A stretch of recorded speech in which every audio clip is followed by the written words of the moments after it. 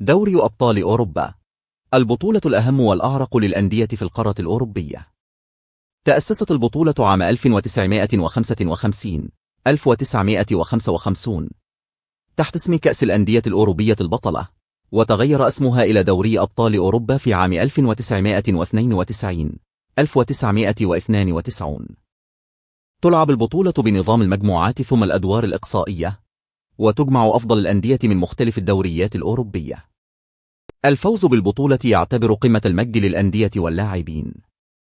من أهم المباريات التاريخية: نهائي 1999 1999 بين مانشستر يونايتد وبايرن ميونخ، ونهائي 2005 2005 بين ليفربول وميلان، ونهائي 2014 2014 بين ريال مدريد وأتلتيكو مدريد.